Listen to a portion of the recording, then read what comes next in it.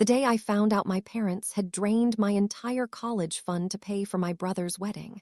I was sitting in the financial aid office at community college, staring at a rejection letter. I was 18, 2 months away from what should have been my freshman year at Boston University, and the advisor across from me had just explained in careful, apologetic tones that without the funds my parents had promised, without any cosigner for loans, and with their credit already destroyed, I had no path forward. My acceptance letter might as well have been printed on tissue paper for all the weight it carried now. I remember walking out of that office into the August heat, pulling out my phone with shaking hands and calling my mom. She answered on the fourth ring, breathless and happy. "Madison, we're just leaving the venue. The garden ceremony is going to be absolutely perfect. You should see the arch they're building. Your brother is so lucky." I cut through her excitement with a voice I barely recognized. "Where's my college money?" The line went silent for 3 seconds that felt like hours. Then she laughed, actually laughed, this nervous little sound like I'd asked something silly. "Oh, honey, we had to reallocate some funds. Family comes first. Your brother is starting his life with Emma. This wedding is important. You'll understand when you're older." Reallocate. Like my future was a budget line item she could just move around. "You promised me that money," I said, and I hated how my voice cracked. "Grandma and Grandpa put money in there. You told me it was untouchable." Another pause. Then my dad's voice in the background, muffled, saying something I couldn't make out. My mom came back firmer. "We made a family decision, Madison. Your brother needed this. You're smart. You'll figure something out. There are community colleges, scholarships, loans. But your brother only gets married once, God willing, and we're not going to let him start his marriage in debt when we have the means to help." I wanted to scream that I was their child too, that I'd spent 4 years working my ass off for a 4.2 GPA, that I'd already toured the dorms and picked my classes. Instead, I whispered, "How much is left?" She hesitated. "Madison, let's talk about this later. We're in the middle of planning." "How much?" "Nothing." "Then, there's about 2,000 left, but we'll need that for the rehearsal dinner." I hung up. I stood there on the sidewalk outside the financial aid building, watching students walk past with their campus tour and their parents taking pictures, and I realized with horrible clarity that my family had just chosen my brother's party over my entire future. If you want the full truth, hit like so this story reaches more people. Because what happened next took me 10 years to build, and when my parents finally showed up at my door a decade later, they had no idea what they were walking into. Growing up, I should have seen it coming. My older brother Derek was always the center of everything. He played varsity baseball, dated the popular girls, and had this easy charm that made adults love him instantly. My parents treated him like he was destined for greatness, like every little thing he did was a preview of the amazing life he'd lead. I was the quiet one, the kid with her nose always in a book, the daughter who got good grades because that's what I was supposed to do, not because anyone made a big deal about it. When Derek hit a home run, my dad would take him out for steak. When I made honor roll for the 6th semester in a row, my mom said, "That's wonderful, sweetheart," and went back to addressing Derek's graduation party invitations. Our house ran on a simple principle. Derek's needs were urgent and important. Mine were flexible and could wait. So when Derek announced at 24 that he was proposing to his college girlfriend Emma, my parents went into overdrive. My mom started planning the wedding before Emma even said yes. She bought bridal magazines, created Pinterest boards, and talked endlessly about how this was going to be the event of the year. My dad, who usually let my mom handle the emotional stuff, actually got involved. He wanted Derek to have the perfect start, the kind of wedding that would set the tone for a successful marriage. I was a senior in high school, weeks away from my own future, and suddenly every conversation at dinner revolved around venues and guest lists, and whether they should do a band or a DJ. When I tried to talk about college, about the acceptance letter from BU that I'd stuck on the fridge with pride, my mom would nod distractedly and say, "We'll figure it out, honey. Right now, we need to focus on your brother's big day." The college fund had been started by my grandparents on my dad's side when I was born. They'd put in the initial chunk, and my parents were supposed to add to it over the years. By the time I was applying to schools, there should have been around $60,000 in there, enough to cover a significant portion of my tuition and housing. I'd built my entire plan around that number. I'd chosen schools I could afford with that foundation, applied for scholarships to fill the gaps, and worked part-time to save money for books and expenses. I thought I was being responsible. I thought I was doing everything right. Then, 3 months before graduation, my mom sat me down and explained that they needed to borrow from my fund temporarily. Just a loan, she promised. They'd pay it back before tuition was due. Derek and Emma wanted a garden wedding at a vineyard, and the deposit was substantial. "It's family money," my mom said, reaching across the table to squeeze my hand.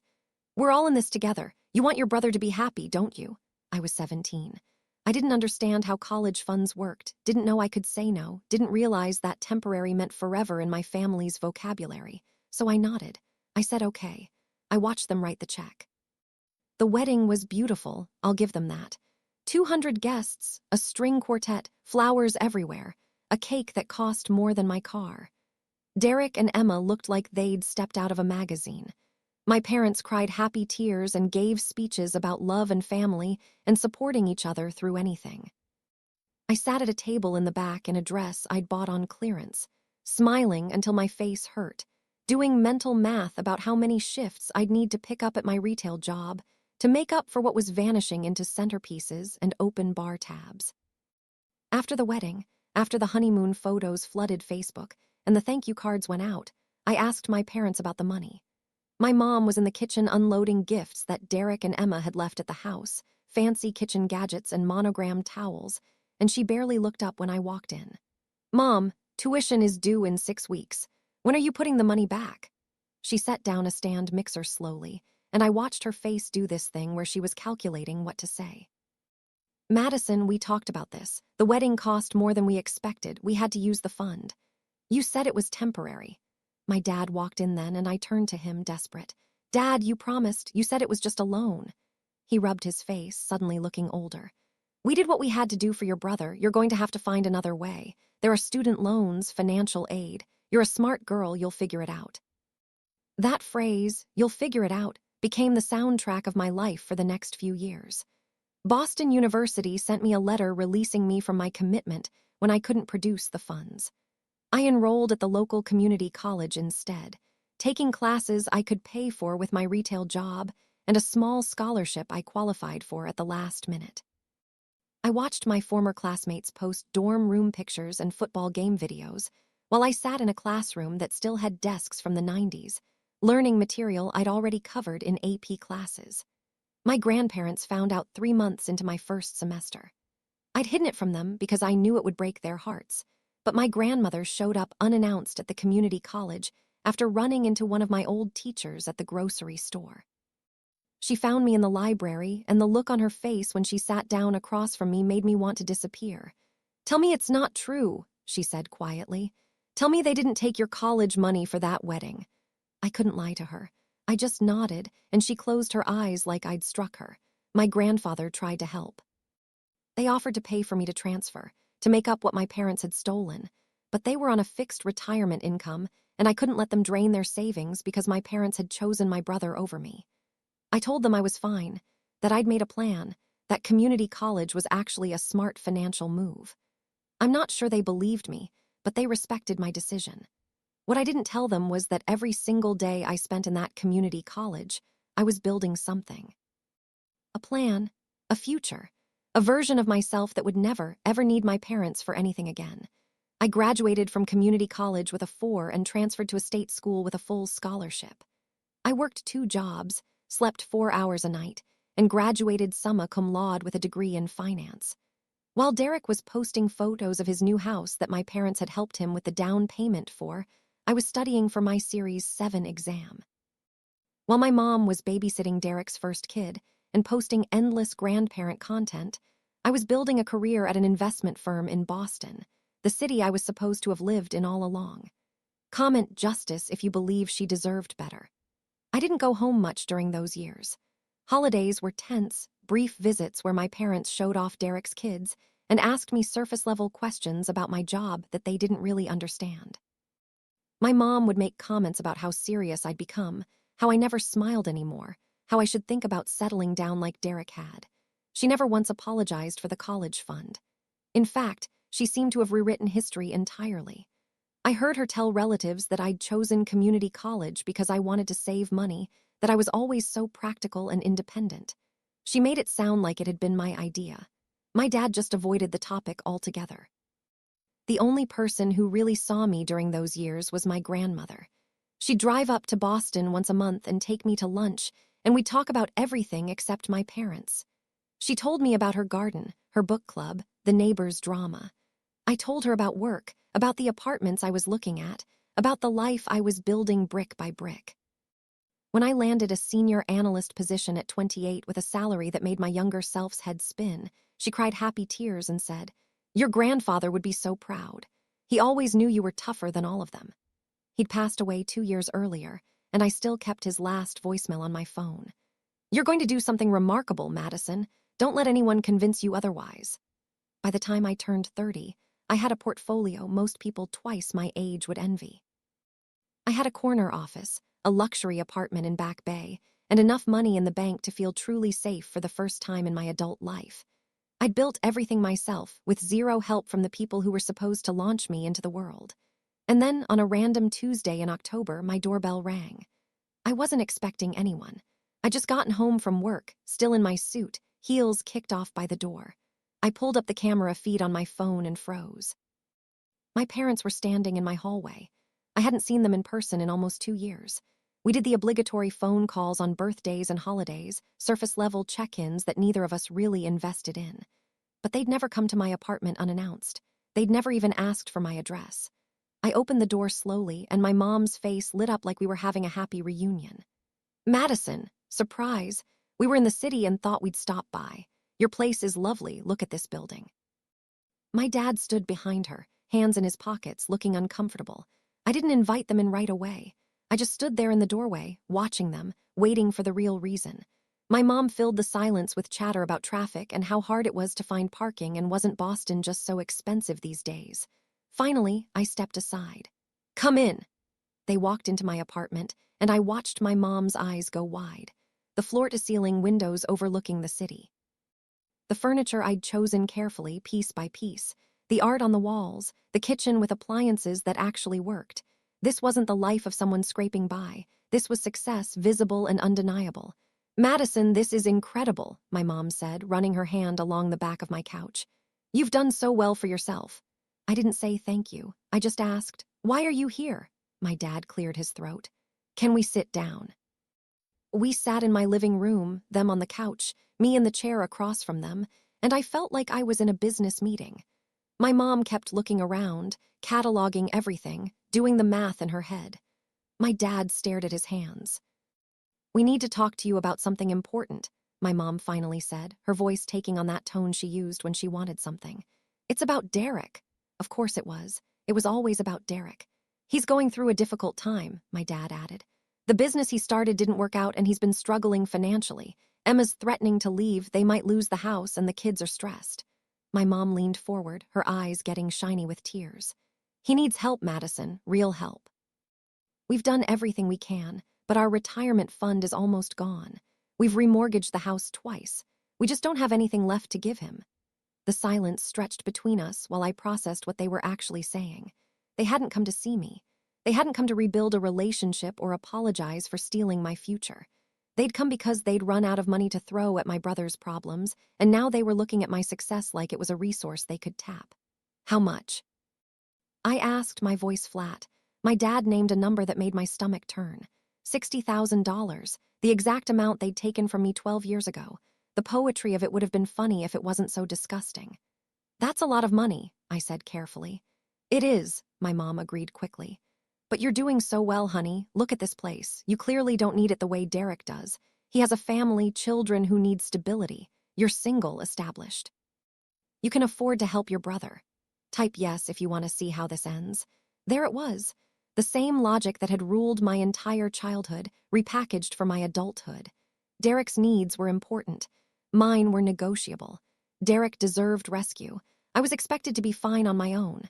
I stood up and walked to my window, looking out at the city I'd conquered through sheer determination and spite. Behind me, I could hear my mom starting to talk again, building her case, explaining all the reasons why helping Derek was the right thing to do, the family thing to do. I let her talk. Then I turned around. "Do you remember my college fund?" My mom blinked. "What?"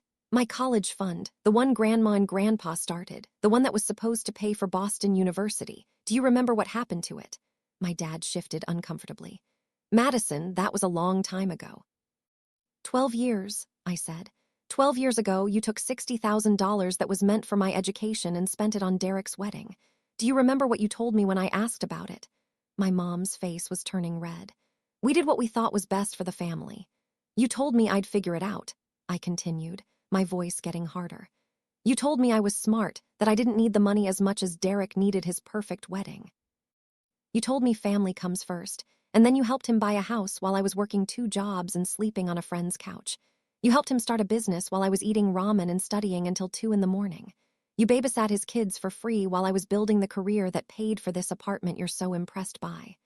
We supported you, my mom tried, but her voice was weak.